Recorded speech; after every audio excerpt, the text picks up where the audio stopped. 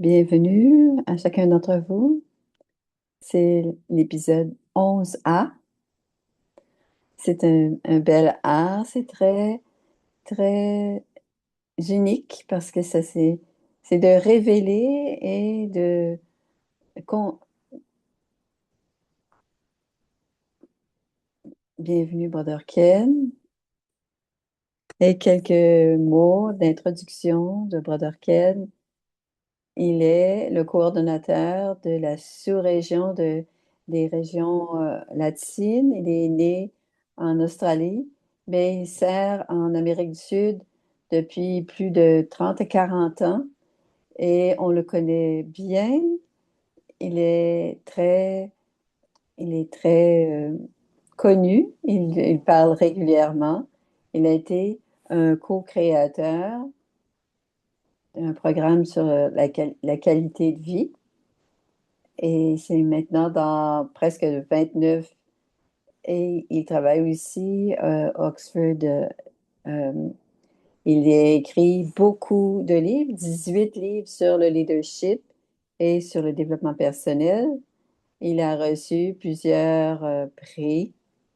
Il a eu la personnalité de l'année en 2009.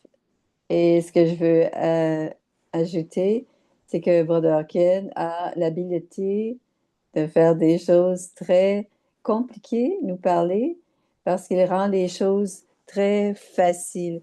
Alors, quoi dire et quoi ne pas dire, quoi garder, ne pas dire et quoi dire. Alors, c'est lui qui va nous donner ses paroles de sagesse.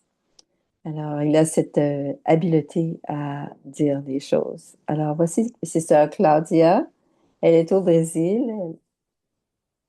Bon après-midi et bonsoir pour plusieurs. Bienvenue, Ken Bay. Alors, on est content que vous veniez nous parler de ça. Quand j'étais à Sao Paulo, on est, vous êtes pas, vous êtes tellement chanceux d'avoir Ken. On- Tu es avec nous une fois de temps en temps dans nos programmes, mais tu es toujours présent ici. Alors, c'est une grande richesse pour nous de t'avoir, notre fortune finalement, d'avoir à venir nous parler de ce sujet qui est un peu un défi. Et c'est un peu ta spécialité, ton habileté. Bienvenue à notre programme. Merci, Claudia. Je veux que nous va te présenter les fleurs de Vancouver, de toute l'équipe.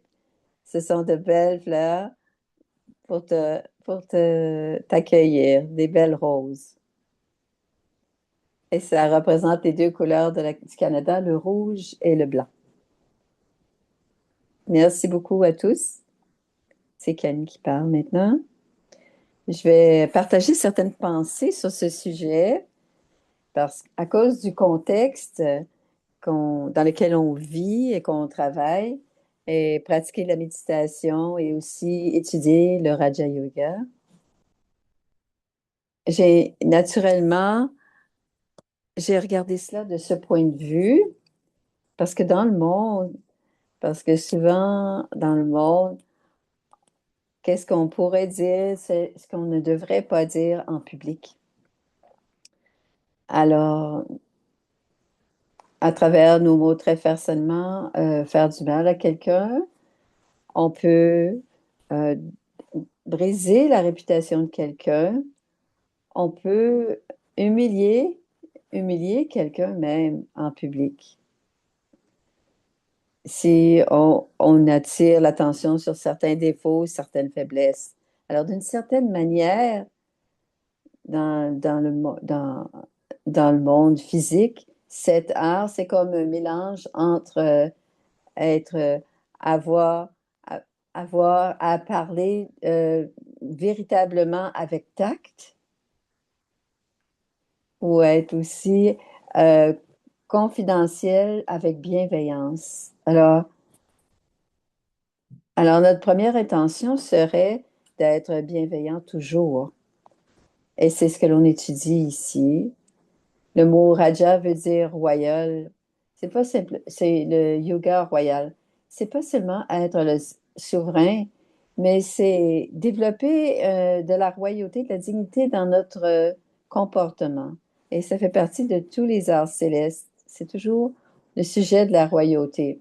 Qu'est-ce qu'on dit? Qu'est-ce qu'on ne peut pas dire? Qu'est-ce qu'on peut dire personnellement? Qu'est-ce qu'on peut dire en public? Qu'est-ce qu'on ne peut pas dire en public? C'est un peu de cela, faire un équilibre en tout ça. C'est pas quasiment cacher quelque chose aux gens, mais ça veut dire protéger les gens qui n'ont pas besoin d'entendre peut-être. Au Brésil, par exemple, ils sont extrêmement ouverts. Ils n'ont pas du tout de tact. Et parfois, ils disent des choses épouvantables et ils pensent que c'est normal.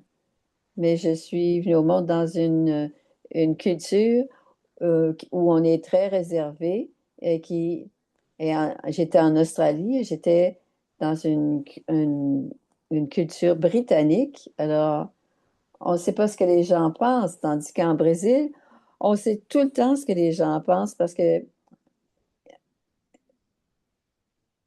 ils disent vraiment ce qu'ils pensent. D'une part, euh, ça peut être, ça peut être, ça peut être indélicat ou ça peut être blessant et d'autres fois, ça peut être rafraîchissant. Alors, je vais vous parler des deux aspects. Si je suis, la plupart de ce qu'on fait, si je suis instro- introspectif ou introverti, donc on doit d'abord le changer en soi si on ne l'est pas. On pourrait parler de l'extroversion, c'est quand on regarde les autres, ce que les gens font et tout ça. Et on doit d'abord se regarder, donc être un peu introverti ou introspectif. Et si on est trop introspectif, on manque des éléments de l'extérieur. Mais si je regarde l'introspection comme une façon de développer le respect du soi, plutôt que de se cacher ou de fuir, mon introspection devrait être quelque chose qui placé dans la perspective du développement, au lieu d'être simplement resté à l'intérieur. Et c'est très difficile dans les contacts sociaux, dont on doit avoir. Donc, mon introspection doit être en lien avec le respect du soi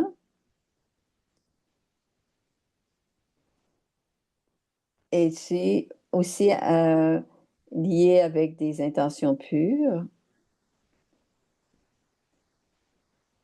Oui, on utilise yukti, qui veut dire. Alors, ce serait une méthode sage.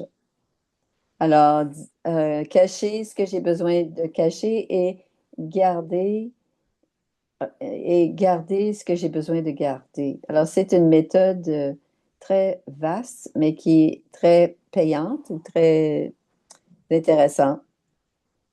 Mais ce qu'on fait chez les Brahma Kumaris, on était, on nous a proposé de livrer un message. Donc, on doit se protéger et protéger les autres aussi en livrant ce message.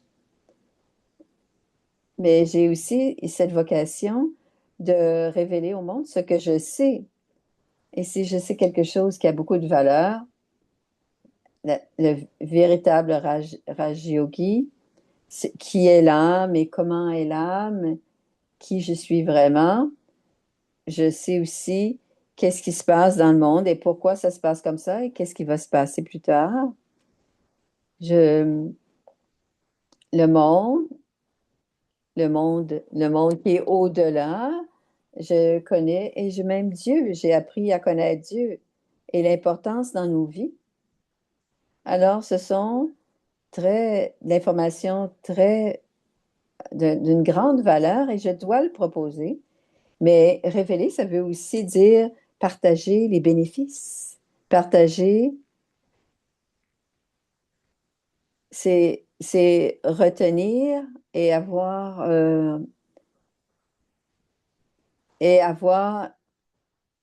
une attitude bienveillante,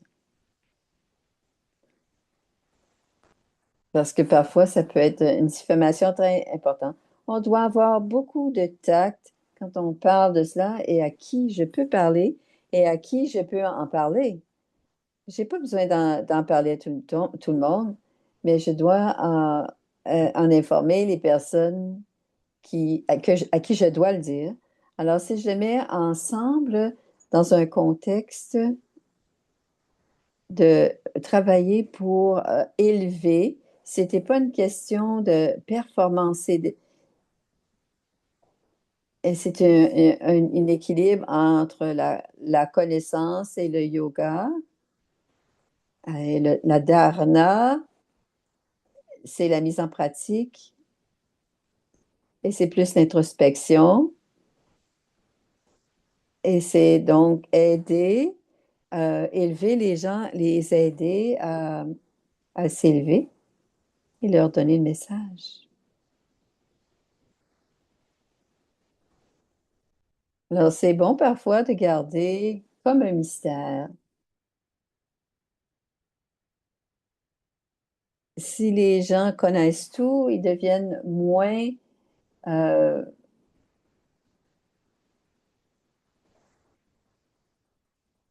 alors, c'est bien le mystère pour certaines gens. Ça paraît que le Père suprême utilise l'instrument Prajapita Brahma. Il n'a pas tout dit la première journée. Petit à petit, le 2, il a dit, et en même temps qu'il révélait, il tenait, en disant quelque chose, il retenait autre chose aussi. Et il nous permettait de voir certaines choses. Et on pense que Dieu, c'est tout. C'est pas tout à fait cela.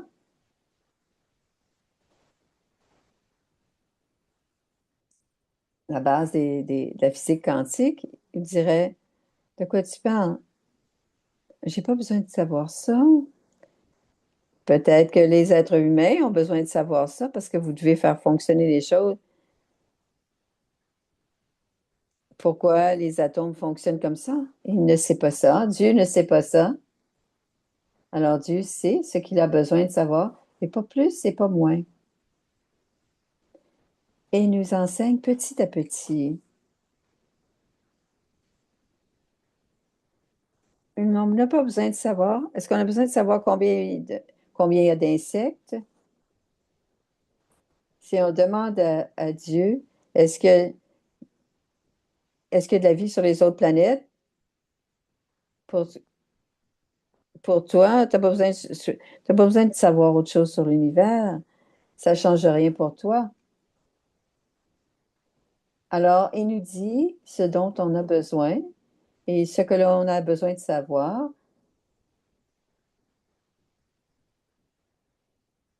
Le silence, par exemple, quand on essaie de cacher quelque chose, quand on est tranquille, mais un véritable silence, ce n'est pas le vide, c'est un véritable pouvoir. C'est silent.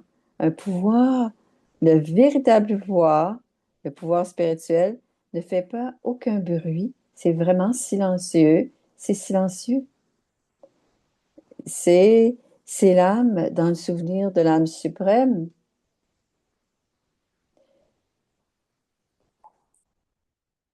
Alors, voyez entre ce que vous savez ou ce que vous ne savez pas. Donc, il doit y avoir un équilibre, ce que l'on choisit de montrer, ce que j'ai choisi de ne pas montrer. Alors, parfois, on peut protéger, mais si on peut pas, on n'a pas à l'expliquer. Ce n'est pas l'idée qu'on doit tout expliquer tout un coup, mais si je suis connectée de l'intérieur, je suis en train de créer un doux mystère qui peut attirer les gens à être un peu plus curieux, par exemple à l'Amrit Vela. Alors, la première méditation du jour, l'Amrit Vela, par exemple, ce que l'on fait chez les Brahmakumaris, on s'assoit en conscience d'âme et on est en connexion et on n'essaie pas d'avoir une- de faire une manifestation de quelque chose. on permet à la paix de faire ce qu'elle doit faire à l'intérieur. On permet au silence de faire son œuvre.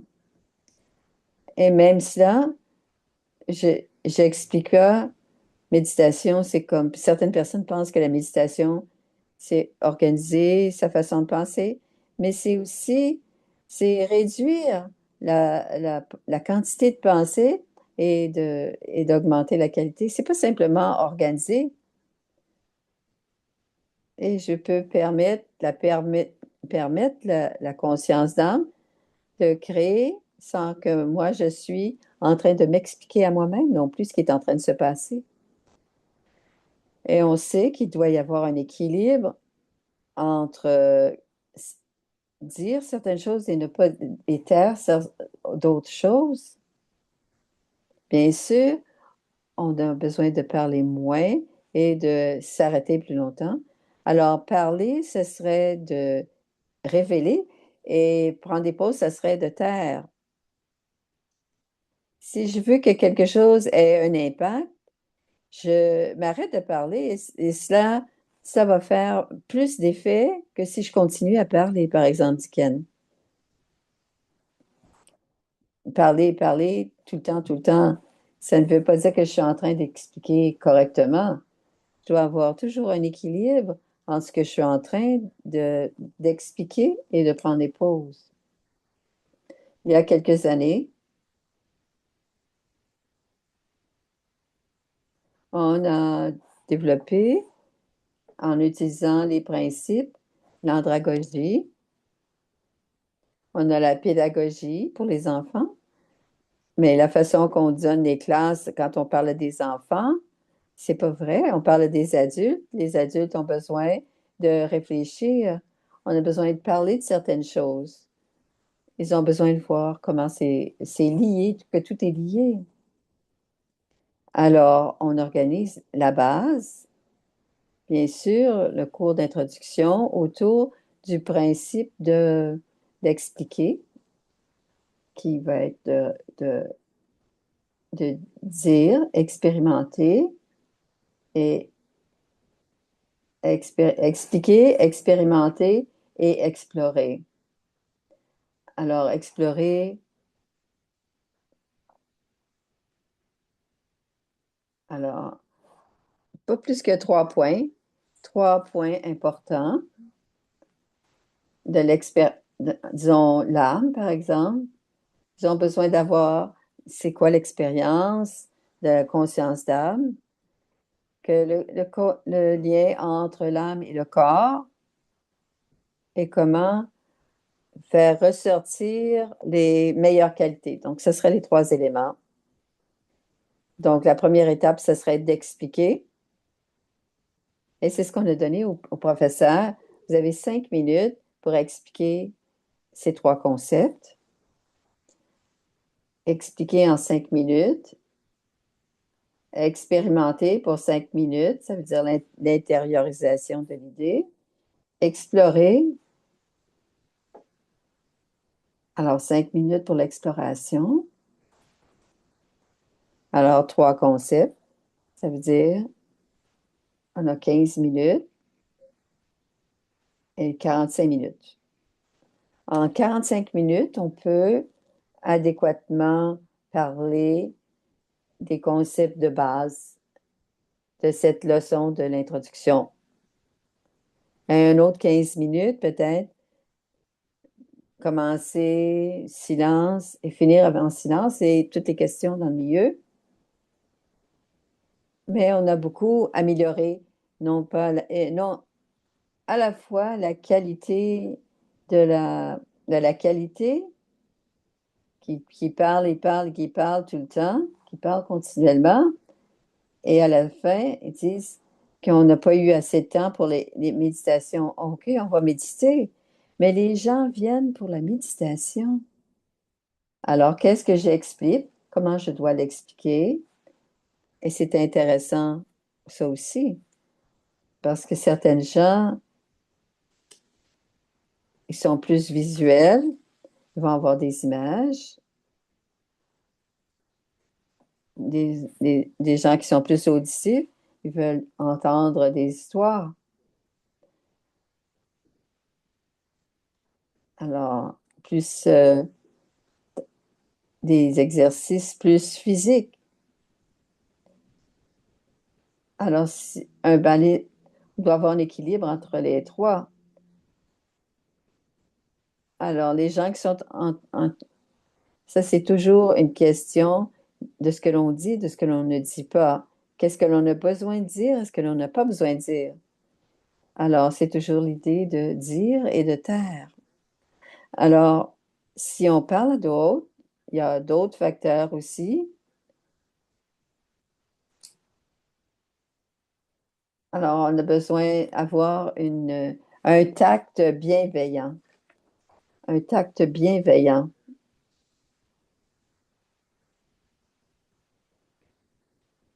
Alors, ils sont Alors, si on parle à quelqu'un, on doit regarder le langage du corps. Et puis, vous pensez que vous parlez, vous pensez que vous dites quelque chose d'extraordinaire, mais vous, vous observez pas que la personne ne vous suit pas. Et un autre concept, alors on peut être le conducteur, mais on peut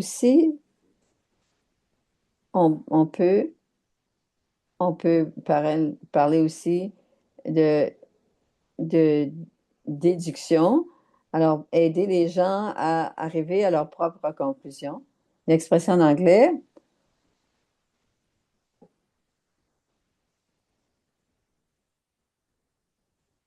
si on donne des idées prédigérées, si- OK, alors si on leur donne ce genre d'informations, OK, quelque chose de presque prédigéré, la seule chose que les gens apprennent, c'est qu'ils apprennent la forme de la cuillère qui les a nourris.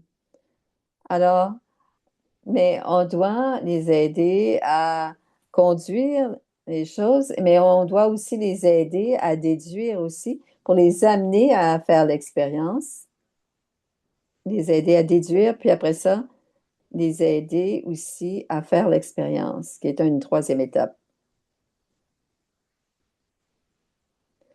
Et quand on s'arrête et qu'on pose, c'est le moment de prendre le pouls, de voir si les gens nous écoutent. Si on commence une rencontre, par exemple, on commence une rencontre avec un silence. Si on s'assoit devant un groupe de personnes, on passe un peu de temps, on est juste en train de sentir les vibrations et cela nous informe de quoi on peut parler et ce qu'on peut parler. On n'a pas besoin de parler. Parfois, c'est très évident. Soweto, en Afrique du Sud, il y a un groupe ils m'ont demandé de parler de la motivation. Quand je suis arrivée là-bas, tout le monde était tellement triste. Il y avait une vibration très triste. J'ai demandé au capitaine de police de la section qu'est-ce qui s'était passé. Un de leurs collègues avait été assassiné, avait été assassiné. Et là, j'allais parler de la motivation. Non, pas très, très bien. J'ai partagé avec eux. On prend le silence, aide à avoir une idée de qui sont les destinataires. Et vous allez à l'intérieur ensuite. Vous allez en silence et vous êtes en conscience d'âme et vous appréciez que vous parlez à un frère. C'est pas les collègues, c'est pas l'ami de l'ami, c'est pas les gens. Alors, c'est une âme avec une autre âme.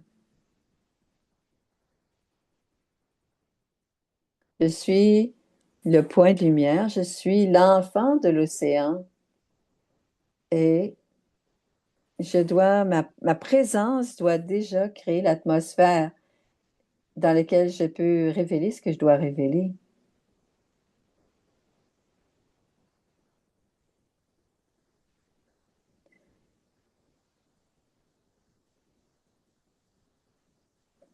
Si je regarde la façon dont ça se passe,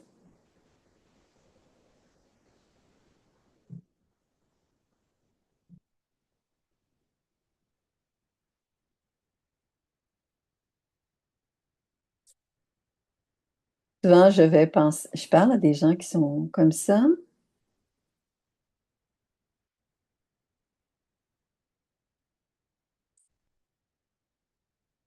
Si je veux vous parler, je viens vous parler, d'abord on reste un moment en silence et cette envie de parler de quelque chose diminue parce que si on est trop le goût de parler de quelque chose, on parle trop. Mais si on est calme, on va utiliser les bons mots et on va parler moins, mais on va utiliser les bons mots. Et je vais laisser mes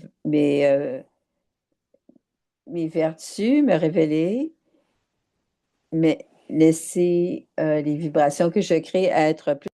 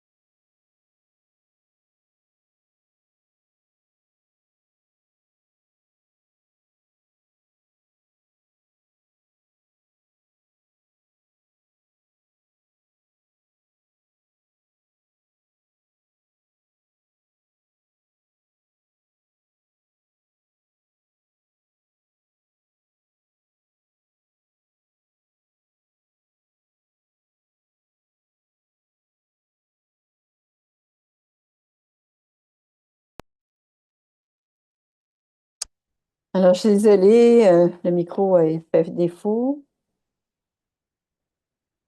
Alors, il parle d'une histoire. Il parle d'une histoire de Krishna qui danse avec. Alors, chaque Krishna danse avec une femme. C'est une danse spéciale. Et c'est un symbole de la joie. Et quand j'étais en silence, cette image m'est venue. C'est ce que je vais faire.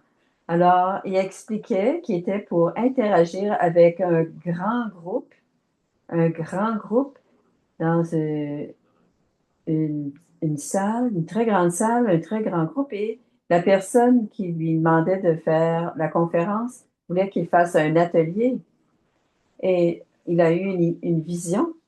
Il a dit, j'ai médité parce qu'il ne savait pas comment est-ce qu'il était pour faire les choses. Et finalement, en silence, il a eu une idée, une image, et il a fait cela, tout ça.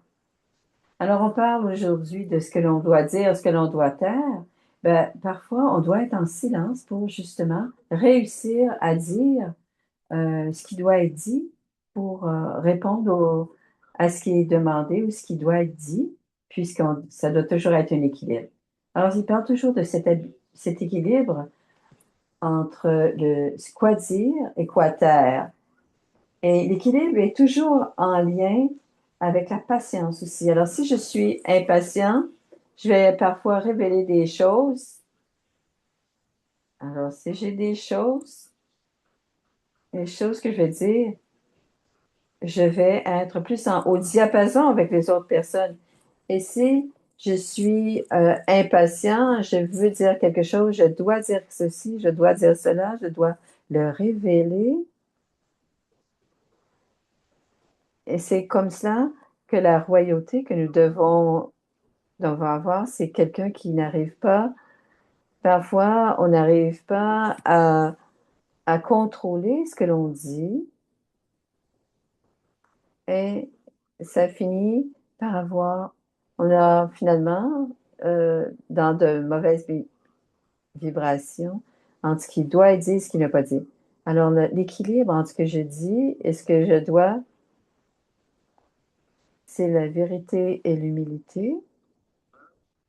La clarté, c'est une façon spirituelle de se comporter.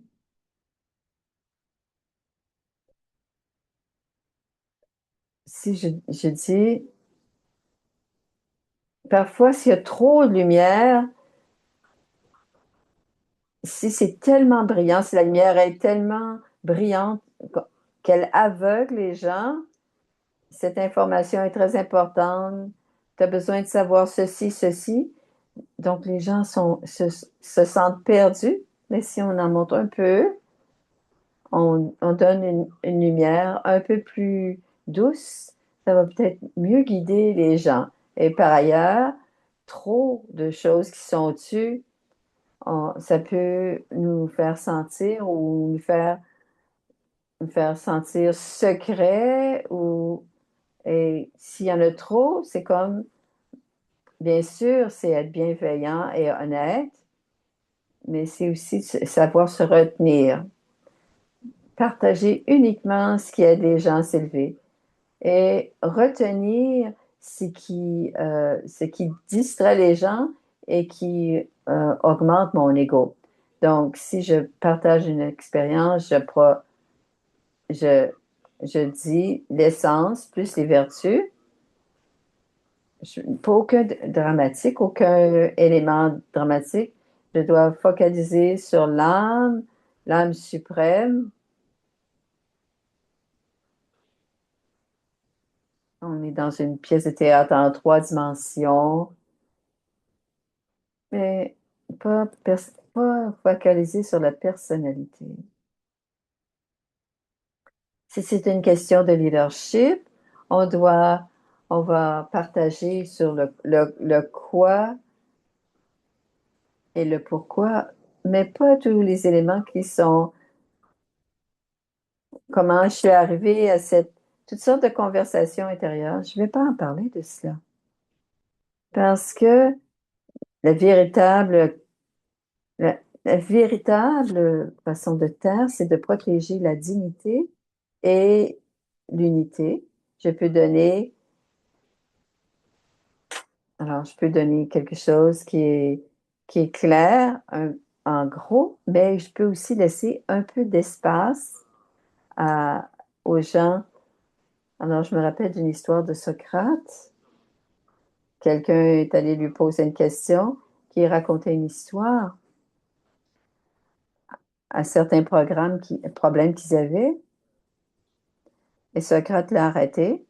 Attends un petit peu. Avant de commencer, je voudrais te poser quelques questions. Est-ce que ce que tu vas me dire, vrai? Il a dit, je ne sais pas, j'en ai entendu parler que c'était comme ça, mais je pense que tu as besoin de le savoir. Mais est-ce que c'est vrai? Je ne sais pas. La deuxième question, est-ce que c'est bienveillant? Est-ce que c'est utile? Ben, je ne sais pas comment ça peut être utile, mais tu as besoin de le savoir. Et la troisième question, c'est est-ce que c'est nécessaire? Est-ce que c'est nécessaire que je le sache? Ah ben, dis, je ne sais pas si tu as besoin de le dire, si tu as besoin de le savoir. Si ce que tu vas dire, c'est pas vrai, c'est pas bienveillant et c'est pas nécessaire pour l'autre de savoir, pourquoi est-ce qu'on lui dirait? Et la personne s'est tue. Donc, c'est quelque chose d'intéressant à savoir. Qu'est-ce que j'ai dans mon esprit? Est-ce que c'est vrai? C'est pas vrai? Pourquoi je le garde dans ma tête? Ça va sortir de ma bouche et est-ce que c'est bienveillant? C'est pas bienveillant. On fait, on invente des choses, on peut peut-être créer des problèmes à l'intérieur aussi. Puis est-ce que c'est nécessaire de savoir? Non, non, c'est pas nécessaire. Alors on l'oublie, ou bien je le raffine, ou bien je le tais. Et on va s'arrêter pour avoir un certain nombre de questions. Quand on regarde le, de terre comme une façon, respect du soi, la confiance, la pureté,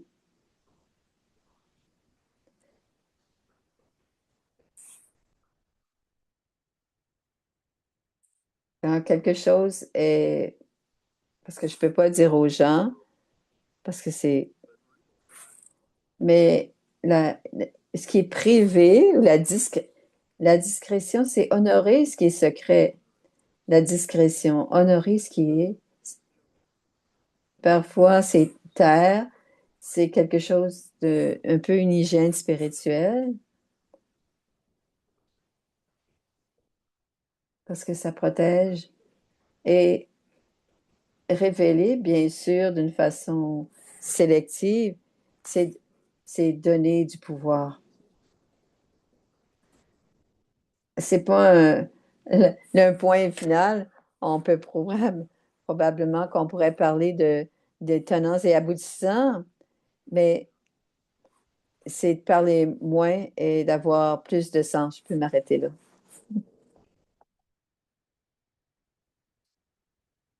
Merci beaucoup.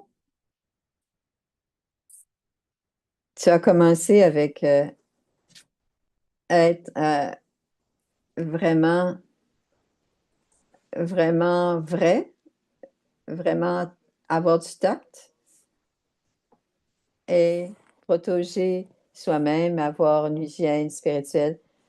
Et c'est bien sûr c'est des concepts très profonds. Alors, c'est d'abord de donner du pouvoir plutôt que de. Alors, il y a beaucoup de gens qui prennent de l'information en ce moment. On n'appelle pas ça de la connaissance ou de la sagesse. On a beaucoup d'informations et notre esprit. Comment est-ce qu'on protège les gens de la vingtaine de devenir mentalement, de devenir, d'avoir une santé mentale, protéger la santé mentale des jeunes? Quel genre de vie est-ce qu'on veut vivre? Si on ne sait pas ce qu'on veut, on ne sait pas ce qu'on fait. Si on ne sait pas ce qu'on veut, on ne sait pas ce qu'on fait. On doit avoir, on doit avoir une vision positive. Ma vie, c'est pour aider à expliquer les difficultés mais c'est de savoir, c'est d'aider les jeunes, les aider. Ma vie a un but. Si je sais que pourquoi et je sais aussi à quoi ma vie ne sert pas, pourquoi est-ce que j'emplirais mon esprit? Parce que les médias sociaux, c'est des opinions. Il y a très peu de faits. Alors, la- les nouvelles fausses se répandent beaucoup plus rapidement que les... Alors, c'est la possibilité d'avoir les services, les services des nouvelles ne peuvent pas vérifier l'information. Il n'y a pas assez de créer la vérité de quelque chose avant que cette fausse nouvelle est déjà en train de circuler. Alors, c'est pas, il n'y a pas suffisamment de recherche. La plupart des choses qu'on voit, c'est moi, quelqu'un a dit, tu ne peux pas manger ça parce que je l'ai vu en YouTube, ceci, cela. Mais j'ai dit, est-ce qu'il y a d'autres gens sur YouTube qui disent le contraire? Il y a autant de gens qui disent qu'ils ne peuvent pas manger quelque chose que d'autres disent qu'on devrait le manger. Il y a des gens qui disent c'est bon, d'autres disent c'est très bon. Donc, ça aide la circulation. Qu'est-ce que j'ai besoin de savoir? Est-ce que c'est vrai? Est-ce que c'est bienveillant? Est-ce que j'ai besoin de savoir? Et je peux utiliser à ce moment-là mon discernement. Si j'ai pas le symbole, c'est une balance. On a deux plateaux. Il y a un triangle qui nous permet de voir que ce soit équilibré. C'est plus important que la balance puisse être en équilibre que les deux plateaux. Où est-ce que je suis assis? Est-ce que je change dans ma conscience, change les choses d'une place à l'autre? Ou est-ce que j'ai vraiment le pouvoir de discernement véritablement? Est-ce que c'est vrai? Est-ce que c'est bienveillant? Est-ce que c'est nécessaire? Ces trois choses peuvent nous aider à voir ce qui circule. Mais, mais si je vais faire ça juste si je veux changer, vraiment, si ça ne me dérange pas, ma tête va être emplie de choses sans importance de toute façon.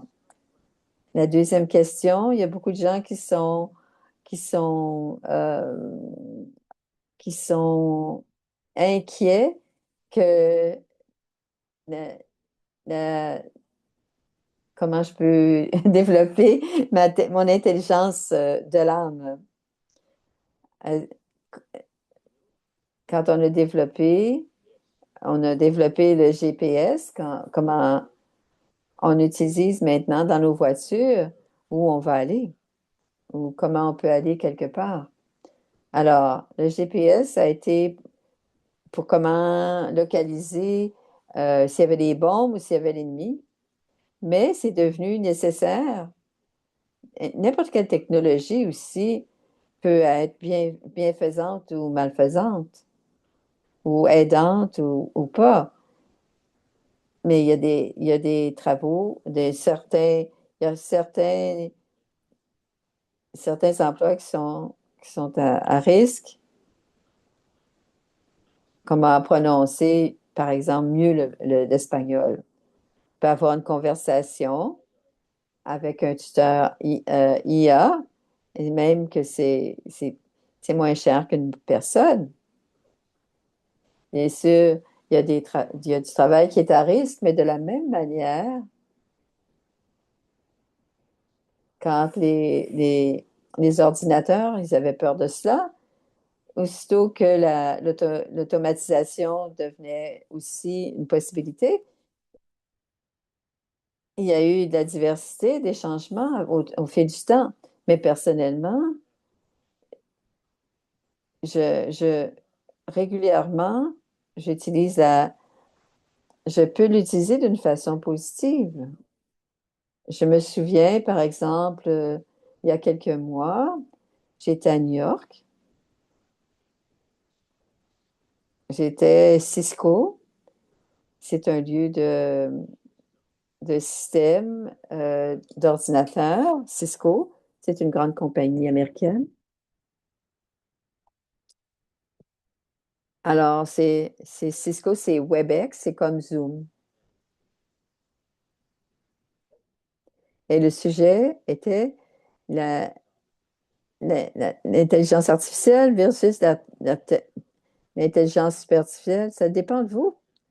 Vous pouvez utiliser la technologie que vous voulez pour le bénéfice des gens ou à leur détriment. Et là, quelqu'un a dit oui, mais une femme a dit oui, je l'ai utilisé, l'intelligence artificielle, pour avoir. J'ai, j'ai alors, je suis à l'intelligence artificielle, j'avais des problèmes avec mon mari. Je pouvais comprendre exactement parce que j'ai compris parfaitement son profil psychologique et j'ai demandé, est-ce que tu en as parlé avec lui? Elle dit non. L'intelligence artificielle ne nous aidera pas d'avoir nécessairement la conversation qu'on doit avoir. Alors, il y a des choses qu'ils peuvent faire, mais il y a des choses qu'ils ne peuvent pas faire. Et de la même manière, on va s'ajuster avec le temps, tout simplement. On doit s'adapter à la technologie et à tous les quelques années, il y a quelque chose qui change. Une autre question qui est simple mais puissante, la sœur demande, qu'est-ce que tu parles quand tu parles de une petite, un petit mensonge? Parfois, c'est utile, un petit mensonge. Un, un mensonge, c'est pas complètement un mensonge, c'est qu'on a rendu le mensonge un peu plus doux, on a rendu la situation plus douce. Mais, mais habituellement, les gens mentent 30 à 40 fois par jour. Alors, qu'est-ce que c'est un petit mensonge? Un mensonge pieux, c'est ça la traduction. Alors, par exemple, dans le cas de quelqu'un que tu connais, tu sais que c'est une maladie très, très, que tu vas probablement mourir, mais tu sais que cette personne est un peu, ne peut pas, ne peut pas gérer émotivement cette, cette idée, cette idée de mourir. Alors, on donne l'encouragement. Dans ce cas-ci, l'encouragement, ce serait un mensonge pieux parce que la personne à qui on pourrait annoncer la vérité, elle ne peut pas le prendre. Si on a un secret et que ce secret va démolir, que les gens vont te parler, c'est pas quelque chose de bénéfique ni pour soi ni pour l'autre. Et s'ils savaient ce secret, jamais ils ne te parleraient de la même manière. Si tu as un secret dans ton fonctionnement, quelqu'un qui est marié, qui est en train, quelqu'un, ça, ça c'est pas quelqu'un qui est marié et qui a une relation avec quelqu'un d'autre. Ce n'est pas un mensonge pieux. Ça, c'est un mensonge. Alors, un mensonge, c'est quelque chose qui n'est pas vrai et c'est aussi ne pas dire quelque chose qui est vrai. Dans les deux cas, c'est des mensonges. Alors, c'est des situations sur la ligne. On doit faire ça jour, ne pas dire quelque chose des conséquences. C'est pour le bénéfice pour la famille. Alors, je vais prendre une dernière question et la sœur demande, je suis avec des gens qui ont besoin d'être entendus, écoutés, et d'autres manquent de tact. Comment est-ce que je peux les aider et aussi maintenir mon équilibre? Si vous avez besoin de parler avec certaines gens, vous devez donner les limites. Je suis dans une situation de t'entendre, mais voici les principes si on veut se parler, on doit respecter ceci. Si, si on peut faire cela, c'est mieux que de laisser simplement ça fait partie de ton travail, par exemple, ou partie de la vie famille, c'est la règle de l'engagement, d'être gentil. Mais on doit dire, écoute, si tu vas me parler, faut que ce soit clair. Je vais être sincère avec toi. Si tu es complètement, peu importe la règle, mais on doit s'engager avec une règle parce que si habituellement on n'a pas une relation très équilibrée, c'est très difficile à changer. Donc, mettre de l'avant des règles du jeu. Merci beaucoup pour passionnément répondre à toutes les questions et c'était vraiment très intéressant de comment révéler et aussi comment rester discret et taire certaines choses. Alors, voici Sister Claudia. Merci, Brother Ken. Quand je t'écoutais, je pensais peut-être que c'est la chose pourquoi il y a tellement de conflits entre les gens, parce qu'ils pensent que ce qu'ils disent, mais ils ne vérifient pas si est-ce que j'ai besoin de parler de ceci ou pas, surtout devant certaines autres personnes. Donc, c'est trois éléments. Est-ce que c'est vrai? Est-ce que c'est bienveillant? Est-ce que c'est nécessaire? Est-ce que j'ai besoin d'en parler devant les autres? Et souvent, quand on doit rencontrer, on a parfois besoin d'apporter ça dans notre vie. Parce que je pense que quand tu en parlais, je pense que c'est l'élément pour lequel il y a autant de conflits entre les gens. Je ne sais pas ce que tu en penses, mais ça crée des conflits, c'est clair. On dit les mauvaises choses à la mauvaise personne, On dit la mauvaise chose au mauvais moment à la mauvaise personne. Dire la, dire la bonne chose aux mauvaises personnes aussi, ça fait aussi des conflits. Merci d'avoir révélé cela pour nous. Et ensuite, on va voir si on peut faire au mieux. On peut toujours faire au mieux. On veut toujours faire au mieux. Merci, Sœur Claudia. Alors, le nombre de personnes accroît et aujourd'hui, on va partager les liens et Sister Anou va faire cela. Et je vais demander à Sister Anou aussi de le faire. Alors, voici Brother Ken, savoir quoi dire et garder l'équilibre, c'est là, c'est ce qui peut aider, révéler. On veut réécouter cela et complètement écouter. Alors, les vidéos, alors je vais d'abord faire quelques petites annonces. La prochaine rencontre sera sur la réflexion intérieure avec Judy Johnson, qui va aussi en lien avec ce qui va être dit ce soir. Alors, c'est le 27 décembre. Et à la suite, on va faire l'atelier et on pourra discuter un peu plus.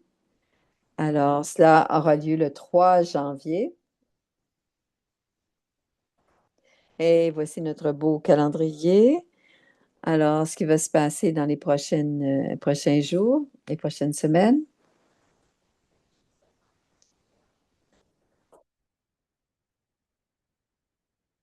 Alors, le Vancouver, Brahma Kumari, et tous les vidéos sont là aussi. Et les autres informations, tout ce qui est là. Alors, pour anglais et pour le hindi. Alors, vous avez les adresses pour pouvoir communiquer et pour pouvoir écouter de nouveau. Alors, peut-être que Brother Ken peut nous faire faire une méditation. On va faire une photo d'abord et ensuite on va faire une méditation.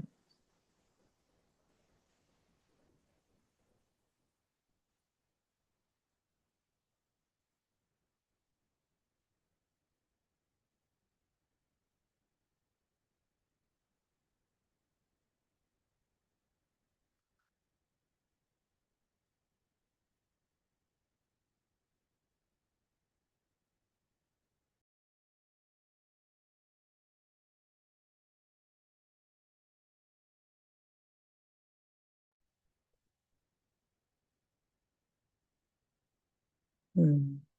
Hmm. Ah, voici la méditation. Om Shanti. On va s'asseoir doucement, confortablement.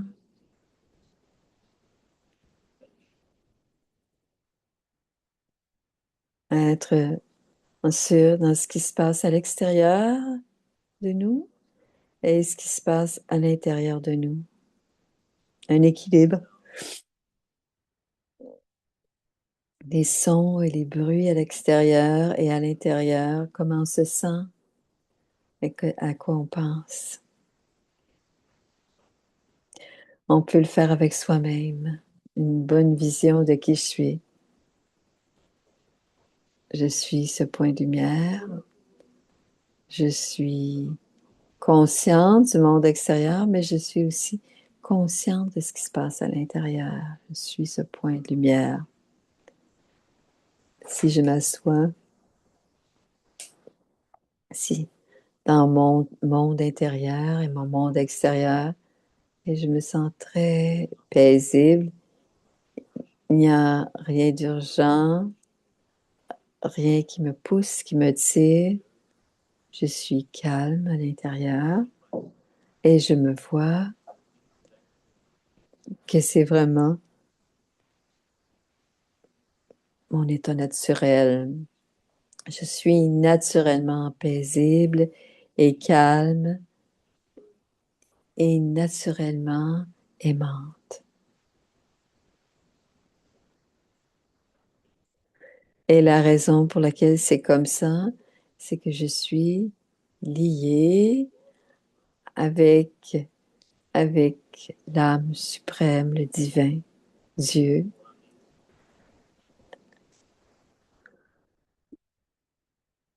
et qu'il est l'océan de cette qualité. Je suis la création de celui-là, de l'âme suprême. Et naturellement, dans mon état naturel, j'ai les mêmes qualités que, que j'ai là. Mais la méditation, c'est se rappeler. Je me rappelle que je suis cette âme paisible. Je suis cette âme aimante et je suis l'enfant du suprême. Et c'est cette relation qui me garde stable et forte.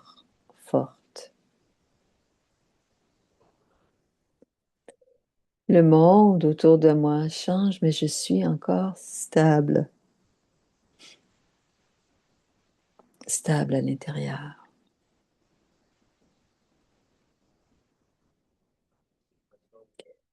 Je me vois comme un minuscule point de lumière qui illumine comme un point et qui est comme un mini phare et je trouve agréable d'être ce phare qui regarde dehors.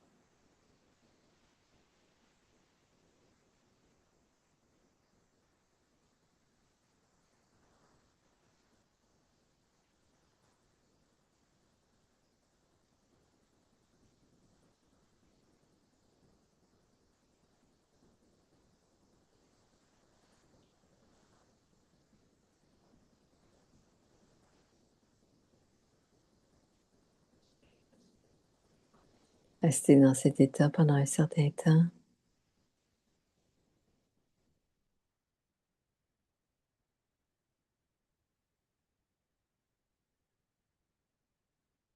Ensuite, revenez dans la pièce où vous êtes.